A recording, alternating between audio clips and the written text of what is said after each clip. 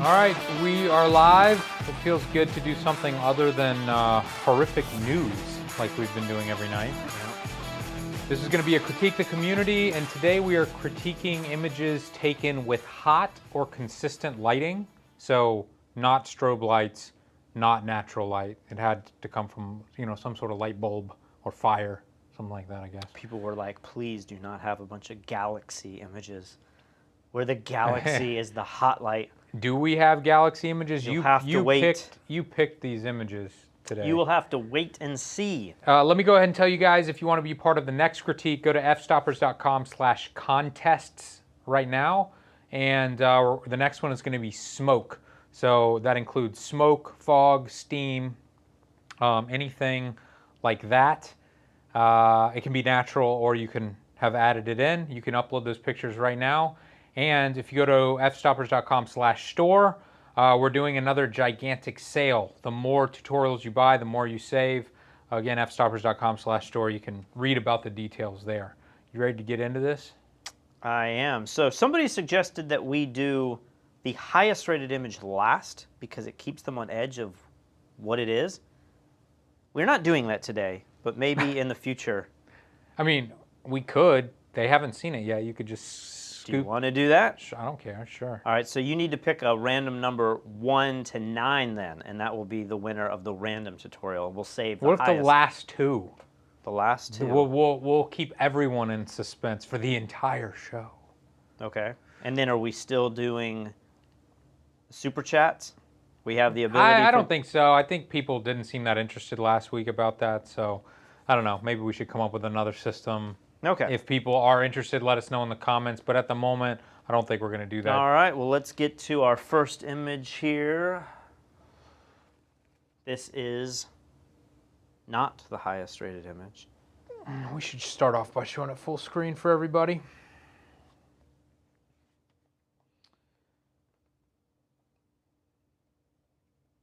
We're also changing the rules a little bit. We're going to make all future Critique the Communities, you have to put some details on how you shot something, what was the inspiration, what were the technical details. Yeah, so make sure when you upload your images at fstoppers.com/contest that you write in the description how you took it, and then whatever the theme is, just mention that aspect. So if the next image is smoke or steam or whatever, talk about, did you add your own smoke? Was it naturally there? And here's what I think we should do. We can bring this up on the screen and read it, but I think, to be consistent with the way that we want to critique these images, I think we should vote before reading any of the description. Okay. So I have not read this one. I actually know this one doesn't have a description. It doesn't have anything. But going forward, we will. So do you feel pretty good about what you would rate this? I think so. 3, 2, 1. You going 4? I am. I don't love this. I'm not blown away by this. Can you go to the streaming so we can see the comments too? Sorry. But I feel like I can really see this being, a real image that was taken maybe for a magazine or something about this store or this store owner. Yep. And I just feel like this is really well done editorial photography. Obviously, it doesn't look like a professional model. It doesn't look, it's not some over-the-top image. But for what it is, I don't know that it could be done that much better. I agree. Like, I gave this a 3. I think it's a solid image. This is the sort of photography that will get you work in a small or large market all the time, I feel like. The only thing there's like 2 things I don't really love about it. One is the more I look at it, it feels like he's not really holding the light. It's like the depth of field makes it look like his hand is well in front of the light. That's a little weird. Which does now kind of like, what is he doing then if he's not like stopping the light from moving or presenting it or, fiddling with it. So it's kind of weird that his hand is in front of the light. At least that's the way that it appears. And then the other minor thing, just slight retouching. I feel like, he's got a little blemish on his lip. That's the sort of thing that he doesn't have all the time. Just clean that up a little bit. Do you feel like his mouth reaction, his facial expression's a little Let's go strange? full screen again so that I can see. Zoom in. Let me see the facial expression. I don't know. It's kind of interesting in that it's not your typical facial expression, but do you feel like he could be a little more animated or I don't know. I feel like he's got a very inquisitive or nerdy, inquisitive look about him. Like, I'm very excited about this light. So, I don't know. I'm not blown away by it, but because of what it is, that's why I say it's excellently done. You gave it a strong 4. I did give it a strong 4. That might be a little high, but What's the we have no backstory on this. yeah, this one doesn't have a backstory, which is a bummer. That's why in the future you will be disqualified if you don't put something, just because people want to know. I want to know, like, what'd you shoot it for? David says it's called hot light, and then Patrick is wondering why he isn't touching the light. Many of these lights now are, we're getting away from hot lights in America. Hot. So it may be an LED, although some of these Edison bulbs. Have you seen the LED Edison bulbs? Like they look really bad. They don't have the same look. Have you noticed, now I'm going to really change subjects here. Have you noticed on like Kickstarter or Indiegogo or whatever, I keep getting these ads for these floating products. It's just kind of like desk ornaments, but it's basically this electromagnetic thing, and it'll float a little ball, or it'll float. The new one that I saw, it'll float light bulb. Okay. Which is cool, and the light bulb can spin and it lights up and everything. It lights up without being connected? Yeah, it's got some wireless power transfer. Really? But it's some crappy looking LED Edison fake bulb. It's because it probably needs such little power to light up. Right. So I was thinking about buying it, but I was like, it looks kind of bad.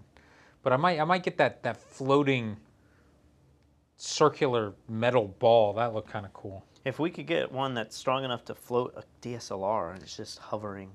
I'm sure it would just be emitting cancer rays. Yeah. If it's strong enough to do that.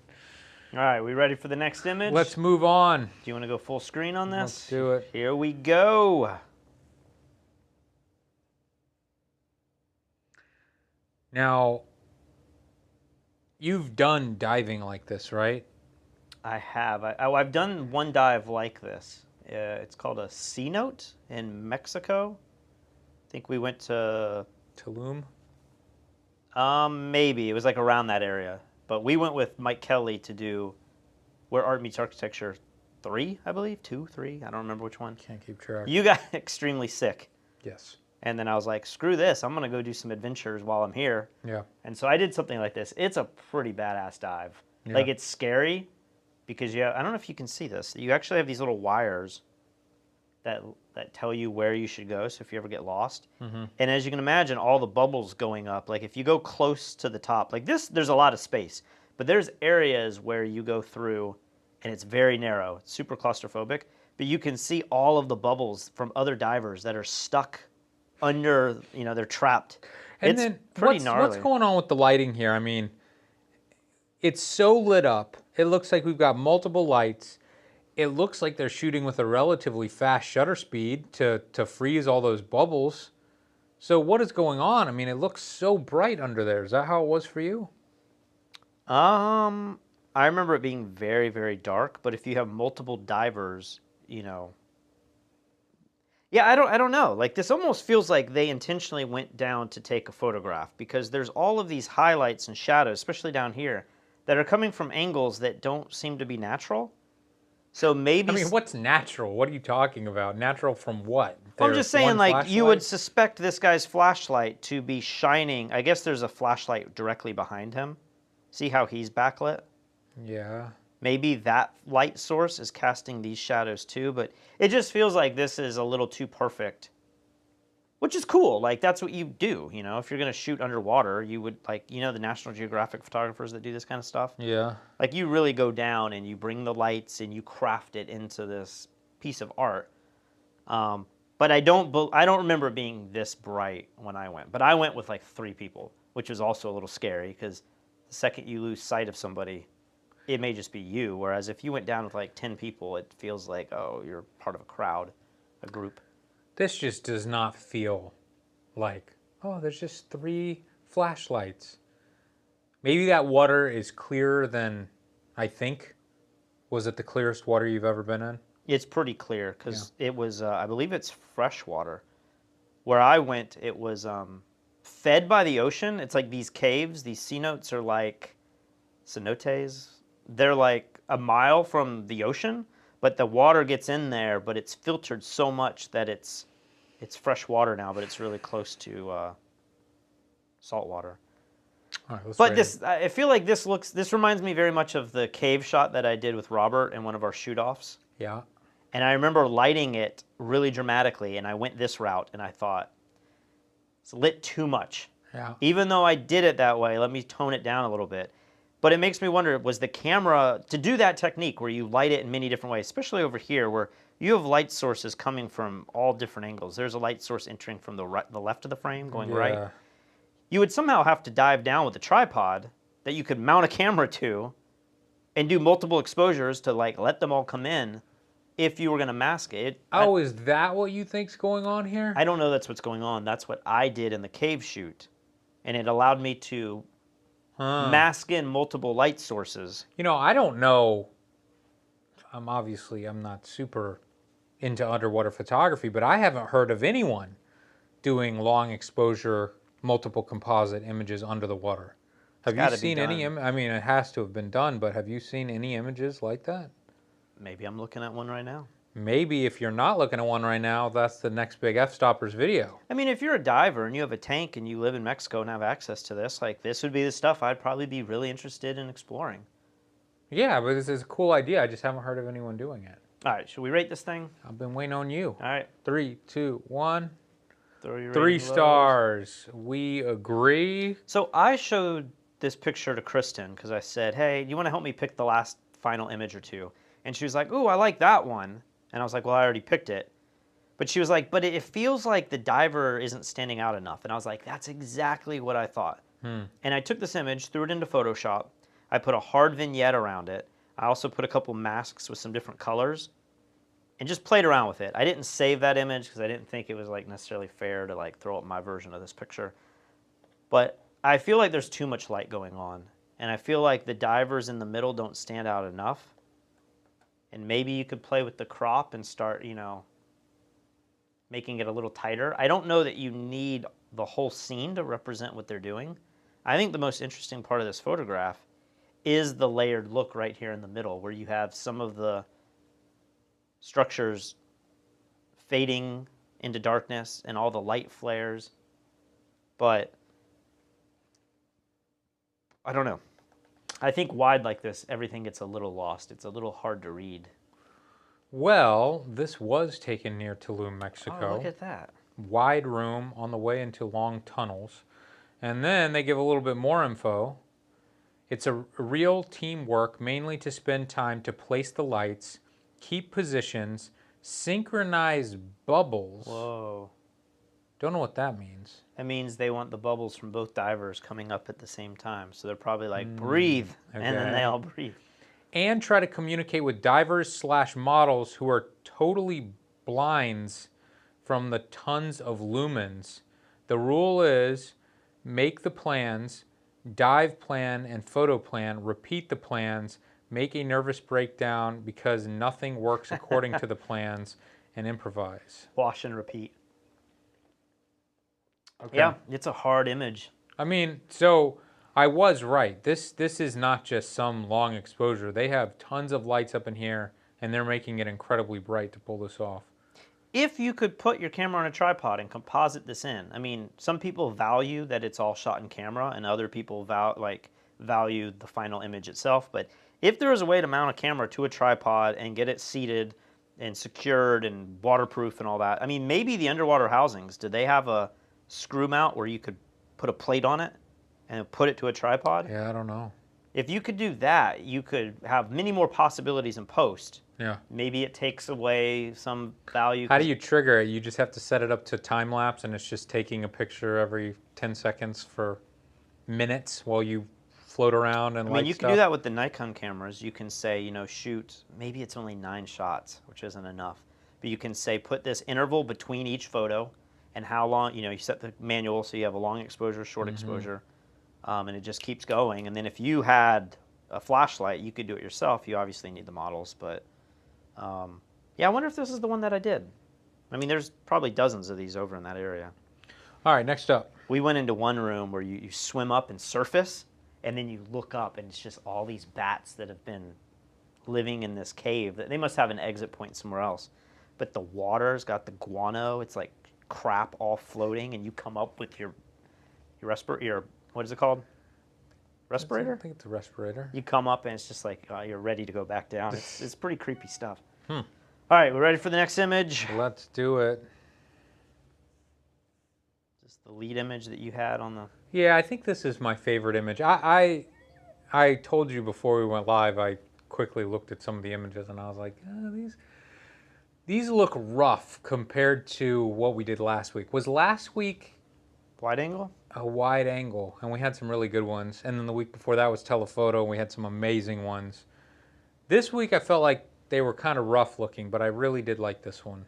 Why do you think that is? People didn't submit as many images. Know. A lot of people don't use hot lights and use strobes. That's my only guess.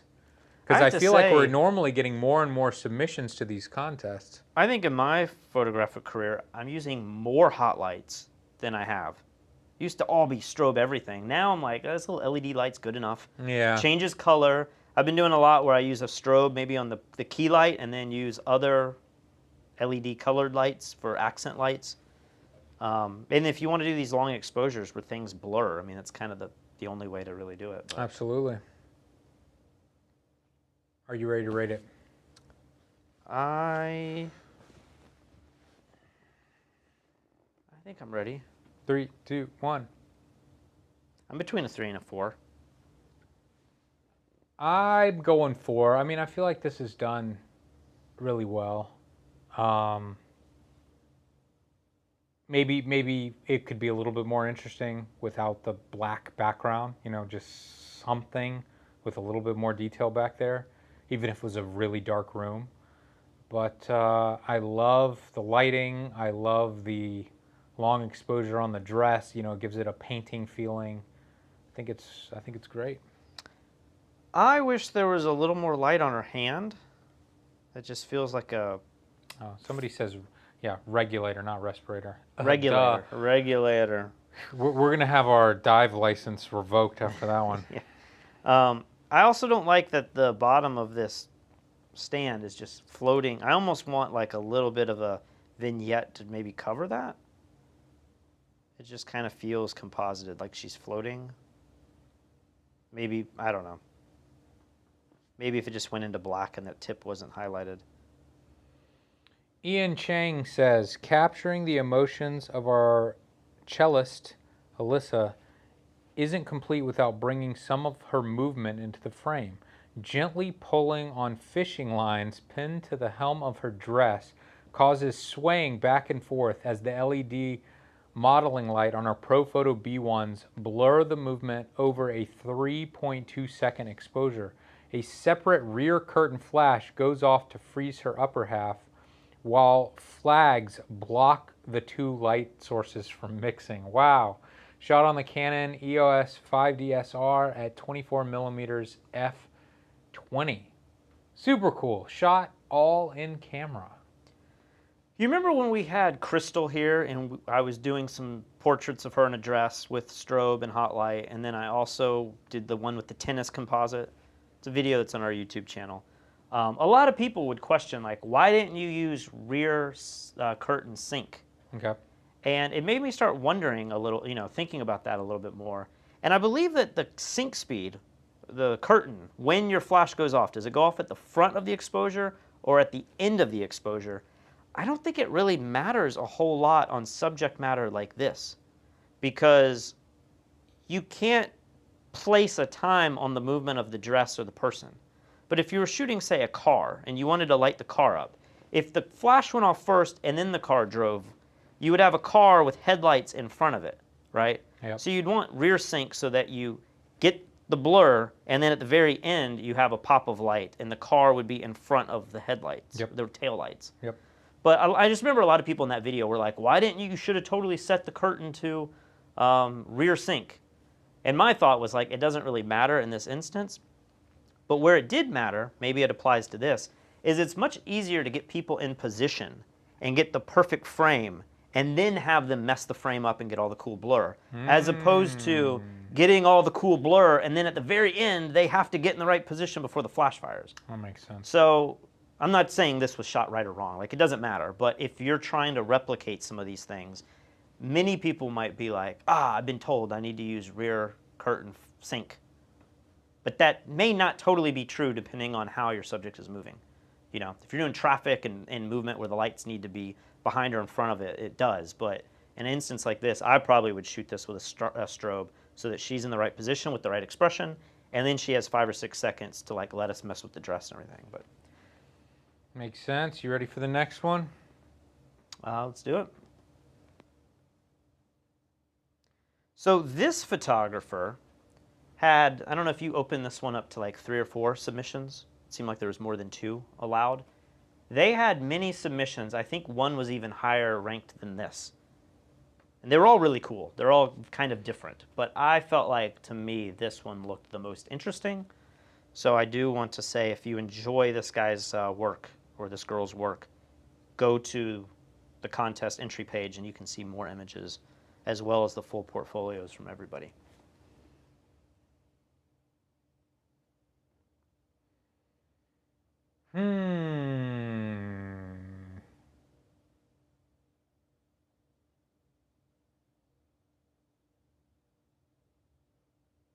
Are you ready? I think I'm ready. 3, 2, 1. We switch. I go up to a 4 on this. Yeah, and I'm in between a 3 and a 4. I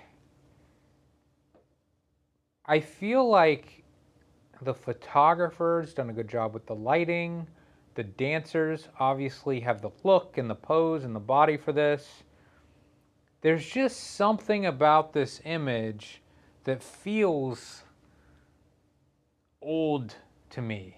Feels like 90s photography or something. Maybe it's the color on the background with that, orb of light directly behind them or something. That's what I keep going to is, would I like this even more with a different color? Would I like this more with that red that we just saw?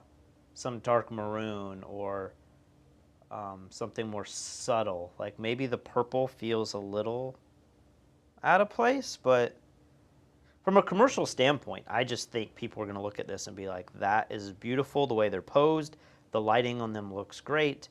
Visually, it's just, I always talk about the first look. When you first look at it, it reads so quickly and looks so cool. Or some other images, like the diving photo, if you just quickly glance at it, especially small, you have to really take a second to see what's going on. Sometimes that's good. If it's a really interesting image with lots of things happening, it's kind of nice to slowly discover what's happening in an image over time. It makes it even more interesting. But I think there's also some value when you can see an image and just instantly be like, whoa, these are dancers doing something really, really cool.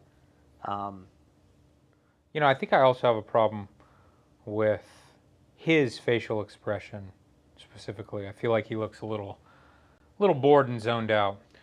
Janos Lakatos took this and he says, I fixed the photo shoot with a dance company and we agreed that they rent a studio space for a couple of hours for the work. On the location, it turned out to be a TV news studio with no photo lights and accessories whatsoever. So I worked with constant lights of the place. Worked with the constant lights of the place. Very interesting. Next up.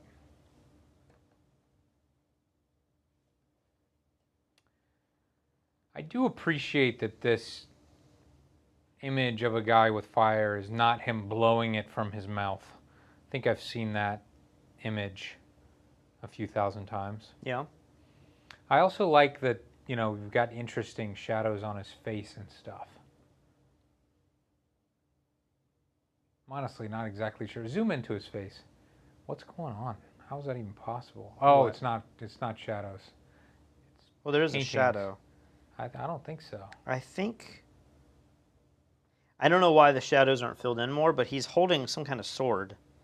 And it could be that blade of the sword is being cast on the... that's not possible.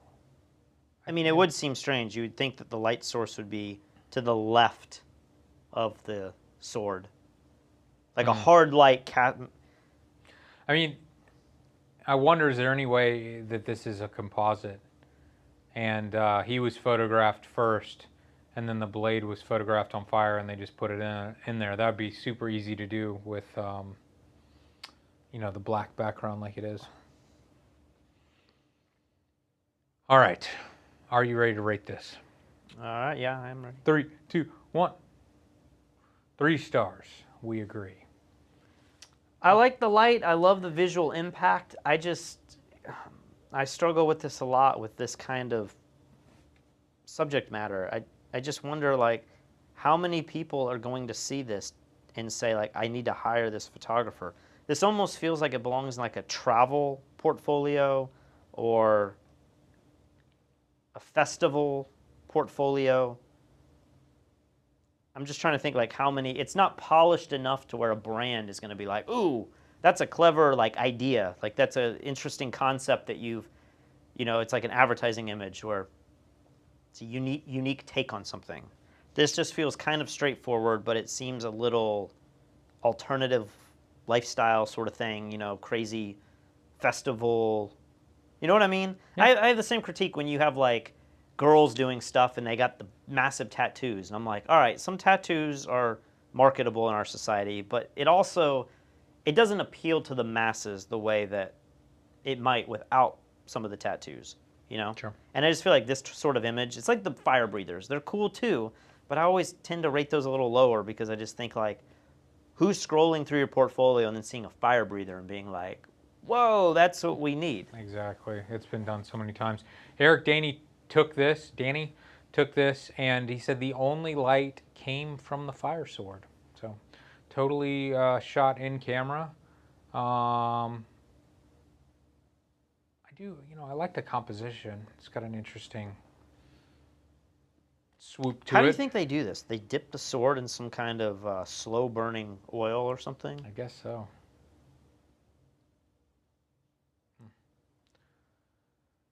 What does the community think about it? Got a lot of 4s in here. This one's all over the place. 4s, 2s, and 3s. This image might have been the 3rd or 4th highest rated image in the entire critique. Really? Which I found kind of surprising, but... All right, next up, here we go. We've moved into the macro world. You know, I think I would be really impressed by this if we hadn't recently done all the macro stuff that we have, you know, with Andreas. We did the full macro tutorial with him, and then because of that, we did all these critique the communities with him, and we started looking more into macro photography, and I've really learned what is possible. And I don't know. I guess that's what happens with everything as you learn about it, though. Your standard keeps going up and up. Are you ready? I'm ready. For it? 3, 2, 1. 2? I'm going 2 stars. I think I'm a low. I hate to do it. I'm a low 2, but I feel like it's probably still better than what I would be able to do in this genre. Well, that could be true, certainly. I don't know how to wrangle bugs. I'll tell you what I don't like about this, and what pushes me towards the lower 3s, if I'm saying it's just a 3. I feel like he's not sitting on anything. I feel like Andreas was always like, we don't kill. How many times did he say, we never kill the insects? Mm-hmm. This feels like there's a pin stuck through the body. Yeah, and it's just hanging there. Really dead. He's not on anything, but he's not in flight. Like, yeah, where are the wings I can't see any wings.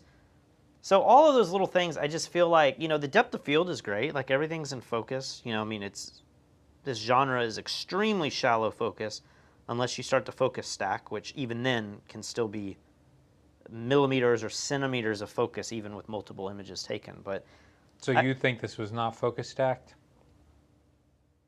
I mean, I don't know if I have a keen enough eye to know that. That's true. You don't. I would say it is focus stacked to some degree. Oh, really? Now you're going back. Well, I just said I don't have a keen enough eye, but I would imagine when you shoot this close, it would be very easy for part of his eye to be in focus, but Well, Robbie Keane took this. He said it was shot on a D5100 with a bellows and an enlarger lens, 2 small Amazon LED lamps, and 15 wow. images stacked. And the depth of field is still just a couple millimeters. That's crazy.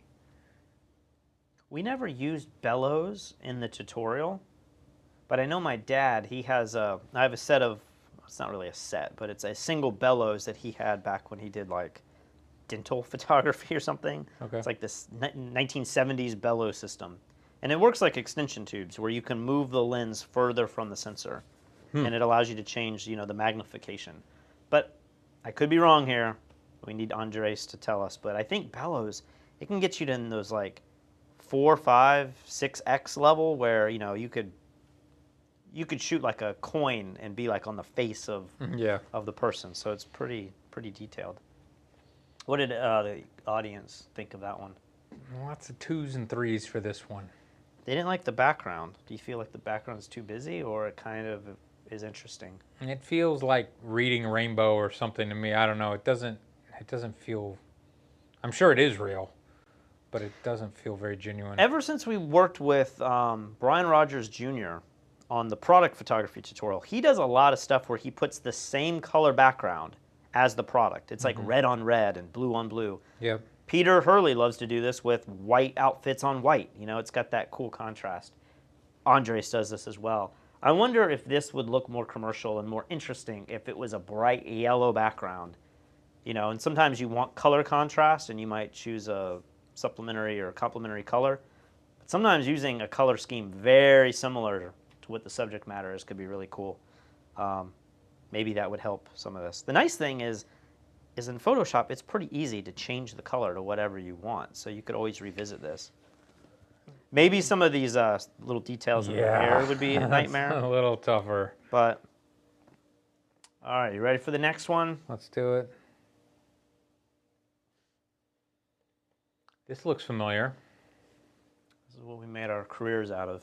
Yeah, I think we have, if you YouTube Fstoppers wedding rings, I think we have 1 or 2 videos where we go through a few different ways to quickly shoot wedding rings on the wedding day. If you're a product photographer, sure, you might have 8 hours to take a single image, but in many cases you might have like a minute, 2 minutes on a wedding day to get some of these. I mean, I would take the rings in a slow moment when people are dancing. I'm like, I've gotten all the dance pictures. Or they're eating. I'd go get the bride's wedding rings and the groom's band and everything, and you might have 5 or 10 minutes, depending. Sure.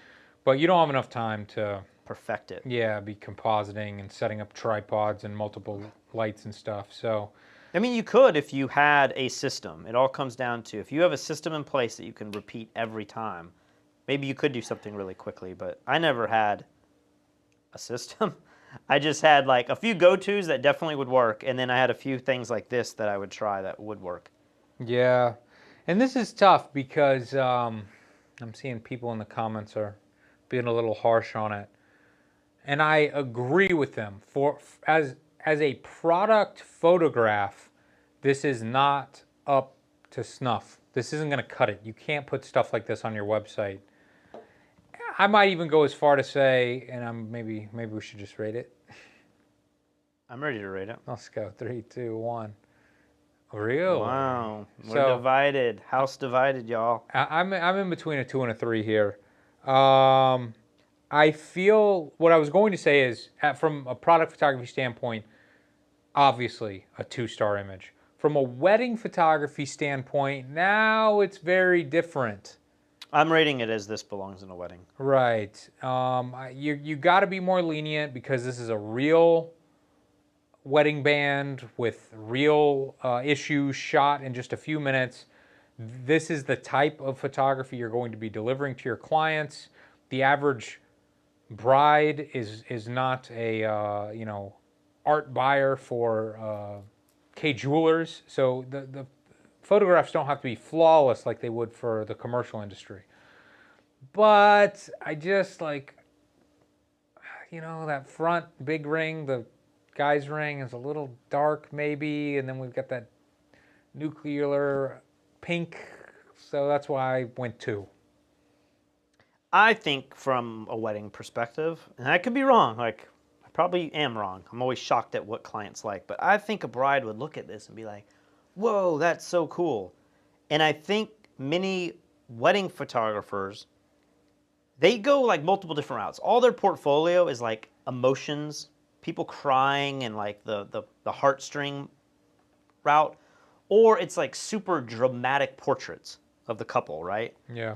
I think a lot of photographers ignore this element of it. And I think if you have stuff like this in your portfolio of the cake, of the invitations, of the rings, I think this is the sort of area where if you're on the edge of not knowing who to book, but one photographer shows a wide range of detail shots and stuff like this, I think the bride and groom can say like, wow, like I really appreciate this.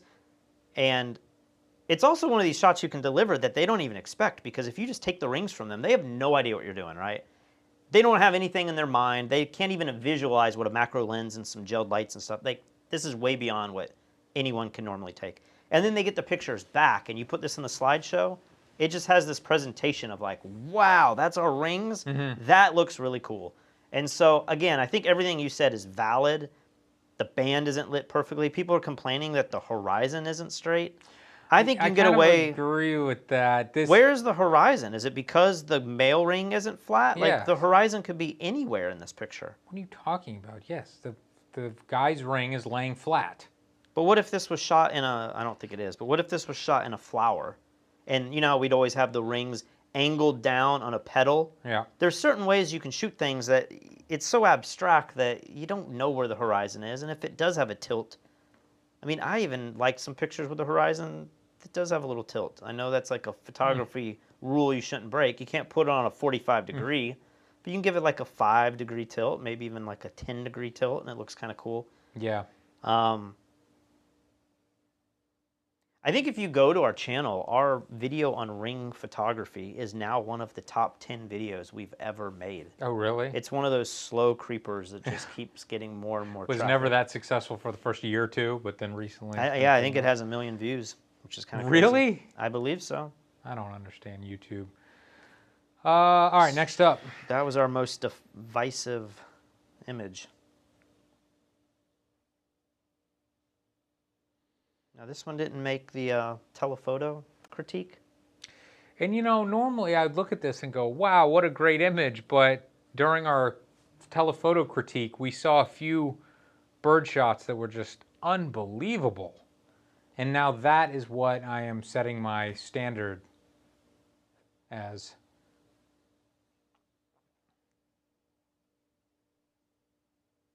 Well, you ready to rate this? Yeah, let's go ahead and knock it out. 3, 2, 1. 3 stars, we agree.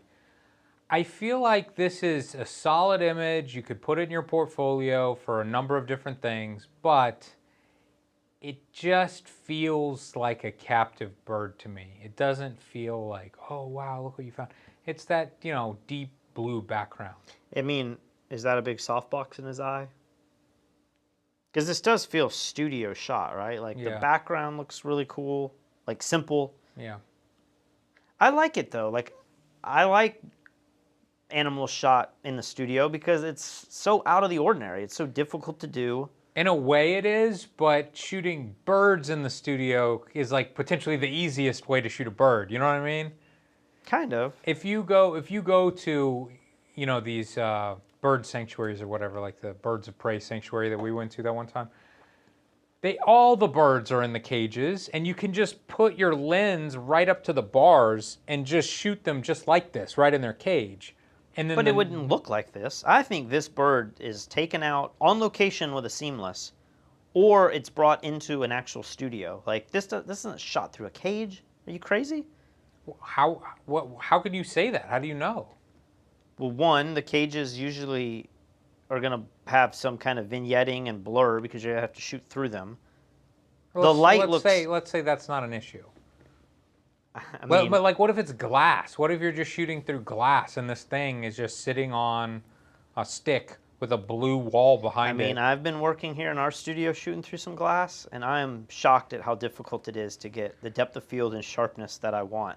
This image looks razor sharp. I mean, that looks really good. I don't know. Does the photographer give us some insight? Let's see.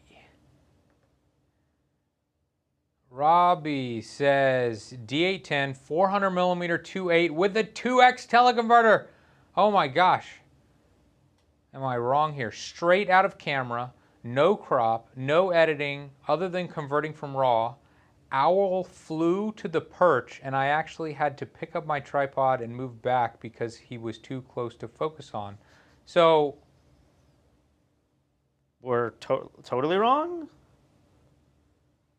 Like totally wrong. At a certain millimeter, you can make any background have this really subtle Okay, so wait a constant minute. color. From what he said right now, it sounds like this is just straight up taken outside with natural lighting, which would make this not eligible for this critique, first of all.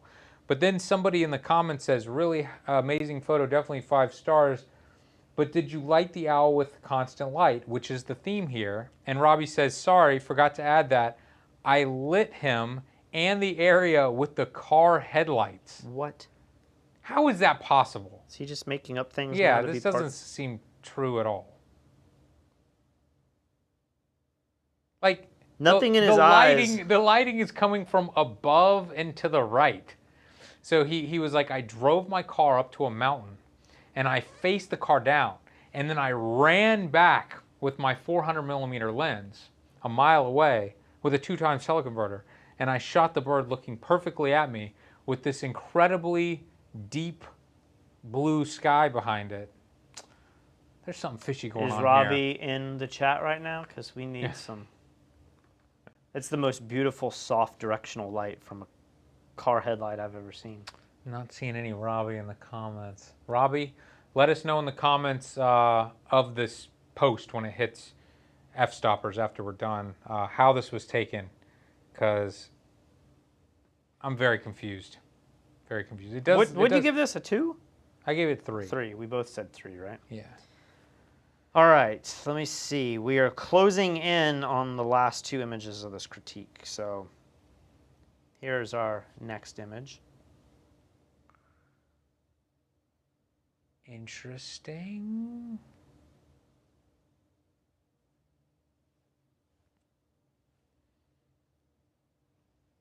Do you know how this was taken? Did you read? I didn't read any of the comments. So I don't know if this is like, at first I thought this was an LED where they just kind of did a long exposure and blended them together. Then I thought maybe it's some kind of ribbon that is shot with a shallow depth of field to give the blur. I don't know. Like, I don't know how this was photographed, but I think it's very simple. And I don't know that this was in the top 10 or 20 images. This was a little further down, but I just thought this was a beautiful abstract image that was different and people might enjoy seeing in a critique. Or like they'll this. enjoy hating it. Yeah, they're all going to say twos. All right, you ready? Yes. 3, 2, 1. Like a high 3 with this. 3. I mean, I think it's pretty. And again, this is the type of art that if some famous photographer took this, it will sell for $100 million. And if some student took it, it's absolutely worthless. But there is something elegant and simple about it that I like. Some of the people saying what this is, like underwater photography, the bottom of a boat, a sand dune. I don't think it could be any of those things. Let's find out. Ashley Bernard took this. White A4 paper, photographed using the Rotolight Neo gelled lights, 1 blue, 1 red. The crossover of the 2 gels gives the purple color. So this is literally two sheets of paper turned on their side, facing the camera with just some lights hitting it. That's really cool. Really? Really cool. Huh. I would have never in a million years guessed that, but of course I see it now, you know. So let's cut back to us for a second. I need to figure out where we are. That image was the last image. So that photographer has won a free tutorial in the store. And Okay. now, are we ready to... Send me a private message on fstoppers.com and let me know which tutorial you want. You know what really drives me crazy? What? When people message me on Fstoppers and they're like, hey, I won, but then they don't tell me what they want.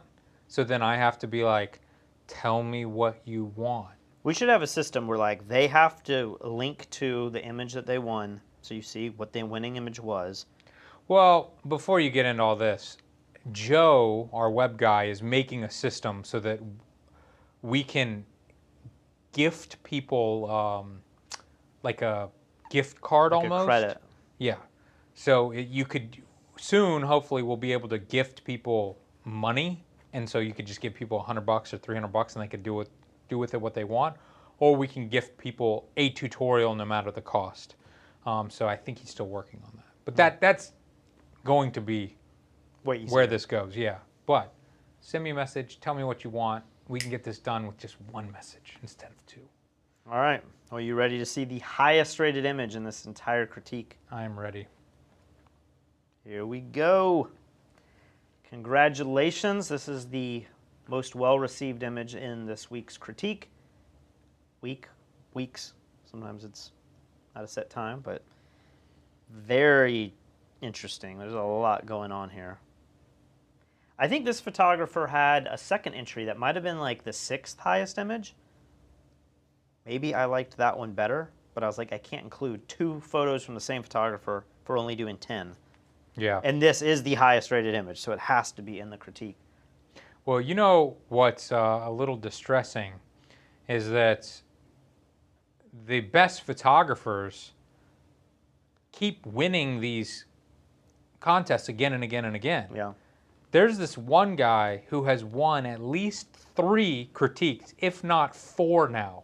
And I was joking with him. I'm like, you're going to own the entire Fstoppers catalog of tutorials. Like, he's running out of things to ask for. He probably doesn't even care about the tutorials. It's just to be like the top winner. Yeah, so we may have to do something in the near future, like once you've won, Do we you have a can't win system? again. Do we have a system in the back that like we like to have the just switch this here.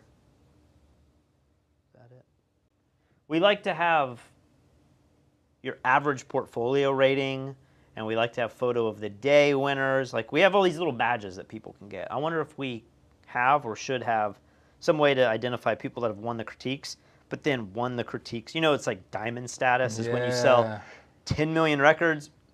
Yeah. It's like you have, like, very few people have this award, and it could be like, I'm a multi-critique winner. We should do something like that. What is it called with all the airplanes?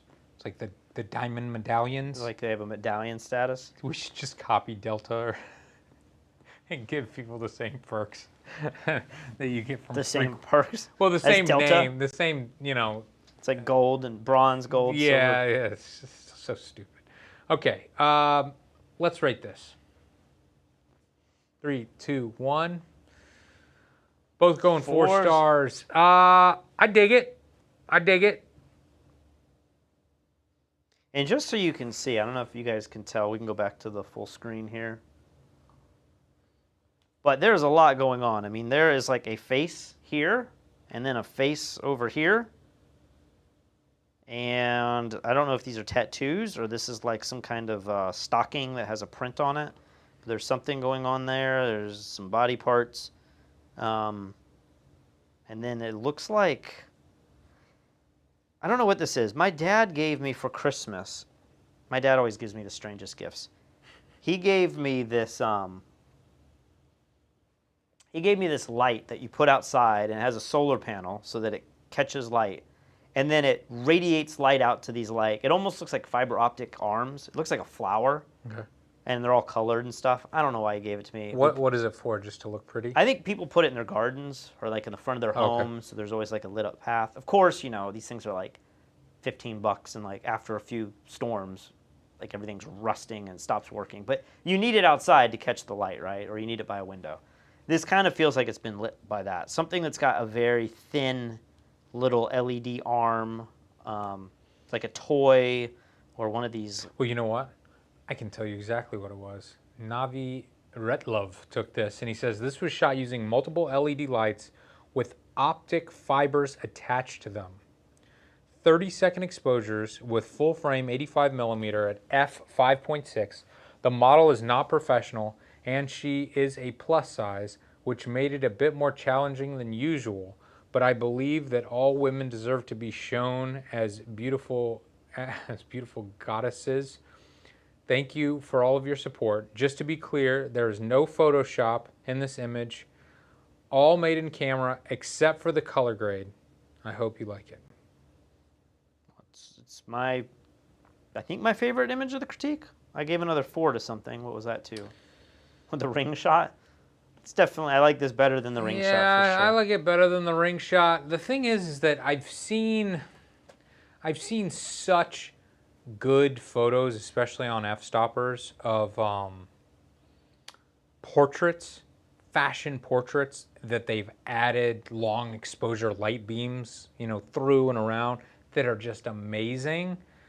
So when I look at this, I'm like, it's kind of a mess, it's like a bit of a jumbled mess. I think that's kind of the point. But when I compare it to these other images, I feel like it can't really compete. But I do really like it. I do too. Really, really cool. Is there anything else? We had no super chats, so maybe our idea of doing live critiques that are coming in is a total failure. Yeah. If we aren't going to do super chats, I don't know, how long have we gone now? I mean, this has been an hour. Should we... Doing it live slows things down because we like to interact a little bit more, and now we're able to show the backstory. But I feel like 10 images is good. I mean, going on an hour for a video, most people don't have time to watch this. I've always joked, my mom is my biggest fan. She likes you okay. She watches every single video we do. It's photo related. Until we started doing this coronavirus journal nightly. Yeah. And she's like, I don't know how these people are staying up and watching an hour and a half to 2 hours every day. And I'm like, I know, it's crazy. Even she can't keep up with it. So I think it would be better if we could keep these closer to 30 minutes. You're trying to push it to an hour and a half, 2 hours. No, I just like going through more images. I will have to say, this critique, I don't know that I wanted to have to pick many more than the 10 images that we picked. I mean, there were some photographers that had multiple images that I would have liked to included, but there was just a lot of 2 stars that I feel like we really have to be justifying, like, how do you make this image better? And that's just a rabbit hole that you can go down forever, Yeah. It's always easy to say, like, this is a 1 star, 2 star, what needs to be improved? That's what people want to hear. But sometimes you're like, you need to shoot something completely different. Yeah. Whereas if it's at least in a 3 realm, it gives room to play, and we can nitpick a little bit more and suggest some stuff. All right, guys, thank you for watching. Remember to subscribe. This is a brand new Fstoppers Live YouTube channel. Also, head over to fstoppers.com/store to check out the big sale that we have going on, and fstoppers.com/contest to upload your next critique images. See you later tonight.